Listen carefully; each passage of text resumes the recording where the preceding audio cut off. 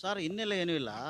ಮೈಸೂರು ಅರಮನೆ ಮಂಡಳಿ ಏನಿದೆ 2001ರಲ್ಲಿ ಸರ್ಕಾರ ಅರಮನೆ ಮಂಡಳಿಗೆ ಆ ಅರಮನೆಯನ್ನು ವಹಿಸ್ಕೊಳುತ್ತೆ ನಿರ್ವಹಣೆಗಾಗಿ. ಅಲ್ಲಿ ಆ ನಿರ್ವಹಣೆಗೆ ಏನು ಅರಮನೆ ಮಂಡಳಿ ನಿರ್ವಹಣೆ ಏನು ವಹಿಸಿದ ಮೇಲೆ ಅಲ್ಲಿ ಒಂದಷ್ಟು ಅಕ್ರಮ ವ್ಯವಹಾರಗಳು ಶುರುವಾಗ್ತವೆ. ಅಲ್ಲಿ ಒಬ್ಬ ಅನ್ಕ್ವಾಲಿಫೈಡ್ ಡೆಪ್ಟಿ ಉಪನಿರ್ದೇಶಕರು ಅಂತೇಳಿ TS ಸುಬ್ರಹ್ಮಣ್ಯ ಅಂತೇಳಿದ್ದಾರೆ. ಅನ್ಕ್ವಾಲಿಫೈಡ್, ಅವ್ರಿಗೆ ನಾಲೆಡ್ಜ್ ಇಲ್ಲ ಆ ಸ್ಮಾರಕಗಳ ಬಗ್ಗೆ ಯಾವುದೇ ಥರದ. ಒಂದು ಕಂಪ್ಯೂಟರ್ ಆಪ್ರೇಟರ್ ಆಗಿ ಜಾಯ್ನ್ ಆದಂಥ ವ್ಯಕ್ತಿ ಆತ. ಅವನು ಇಲ್ಲಿಗಲಾಗಿ ಅಪಾಯಿಂಟ್ ಆದಮೇಲೆ ಅವನು ತನ್ನ ಜಾತಿ ಬಲವನ್ನು, ಹಣ ಬಲವನ್ನು, ರಾಜಕೀಯ ಬಲವನ್ನು ಅವನು ಪ್ರೊಬೇಷನರಿ ಪೀರಿಯಡ್ ಮುಗಿಯೋಕ್ಕೂ ಮೊದಲೇ ತೋಂಟದಾರಿ MLC ತೋಂಟದಾರಿ ಅವ್ರಿಗೆ ಮತ್ತು ಸಿದ್ದರಾಜು ಅವ್ರಿಗೆ BJP ಪಕ್ಷದ MLCಗಳಿಗೆ ಅವರು PA ಆಗಿ ಹೋಗ್ತಾರೆ. ಅವ್ರ ಅವಧಿ ಮುಗಿಯೋದ್ರೊಳಗಡೆನೆ ಹೋಗ್ತಾರೆ. ಕೇವಲ 10 ವರ್ಷದಲ್ಲಿ 3 ಪ್ರಮೋಷನ್ ತಗೋತಾರೆ. ಅವ್ರು ಎಲ್ಲೂ ಕೂಡ ಅವರು ಮೂಲ ಇಲಾಖೆಯಲ್ಲಿ ಕೆಲಸ ಮಾಡಿಲ್ಲ. ಅದ್ರ ಬಗ್ಗೆ ಎಲ್ಲ ದಾಖಲೆ ಇದೆ. ಮತ್ತು ಅದ್ರ ಬಗ್ಗೆ ನಾವು ದೂರು ಕೊಡ್ತೀವಿ. ಏನು ಇಲ್ಲಿ ಪಾರ್ಕಿಂಗ್ ಅರಮನೆಯಲ್ಲಿ ಪ್ರತಿದಿನ, ಅದರಲ್ಲೂ ಸಂಡೇ ಸಾಟರ್ಡೆ ಅಂತೂ ವಿಪರೀತ ರಶ್ ಇರುತ್ತೆ. ಅಲ್ಲಿ ಏನು ಮಾಡ್ತಾರೆ, ಆ ಪಾರ್ಕಿಂಗ್ ಟೆಂಡರ್ ಅವಧಿ ಮುಗಿದಿದೆ. ಬೇರೆಯವ್ರಿಗೆ ಟೆಂಡರ್ ಹೋದರೆ ತುಂಬ ಸರ್ಕಾರಕ್ಕೆ ಲಾಭ ಬರುತ್ತೆ, ಹೆಚ್ಚಿನ ಅಮೌಂಟ್ಗೆ ಹೋಗುತ್ತೆ. ಅದಕ್ಕೆ ಅವಕಾಶ ಕೊಡ್ತಾ ಇಲ್ಲ. ಹಳೇ ಟೆಂಡರ್ ಜೊತೆ ಶಾಮೀಲಾಗ್ಬಿಟ್ಟಿದ್ದಾನೆ.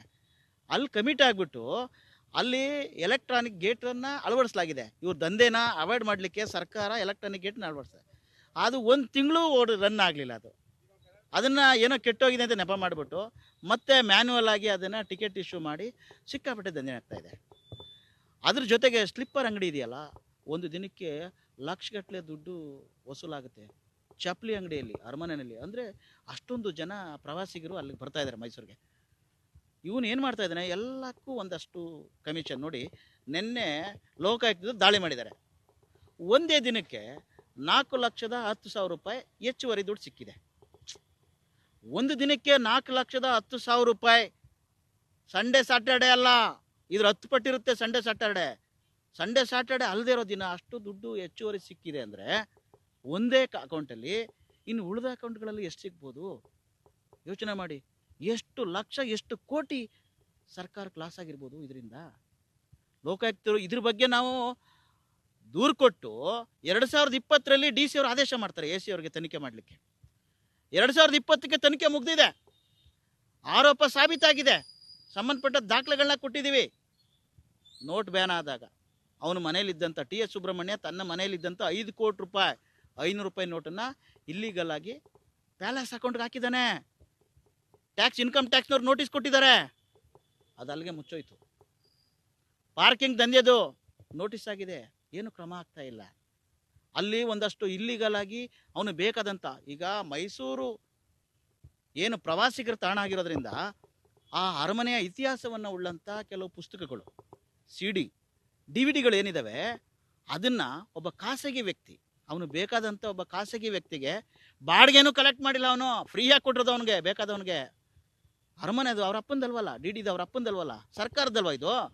ಅಲ್ಲಿ ಯಾವನೋ ಶಿವರಾಜನೋ ಕೊಟ್ಬಿಟ್ಟು ಅವನು ಡೂಪ್ಲಿಕೇಟ್ DVD CDಗಳನ್ನೆಲ್ಲ ಮಾರಿ ಕೋಟ್ಯಾಂತರ ರೂಪಾಯಿ ಲಪ್ತಾಯಿಸಿದ್ದಾರೆ.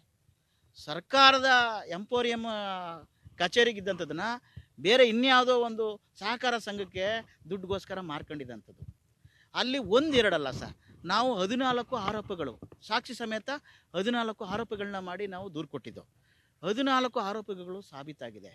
AC ವರದಿನ ಸಬ್ಮಿಟ್ ಮಾಡೋಂಗಿಲ್ಲ, DC DD ವಿರುದ್ಧ ಕ್ರಮ ತಗೊಳ್ಳಂಗಿಲ್ಲ. ಇಬ್ಬರು ನಾಟಕ ಆಡ್ತಾ ಇದ್ದಾರೆ ಇಲ್ಲಿ. DC ಆ್ಯಂಡ್ AC ಇಬ್ಬರು ನಾಟಕ ಆಡ್ತಾ ಇದ್ದಾರೆ. ಯಾವಾಗಿಂದ? 2020ರಿಂದನೂ ನಾಟಕ ಆಡ್ತಾ ಇದ್ದಾರೆ.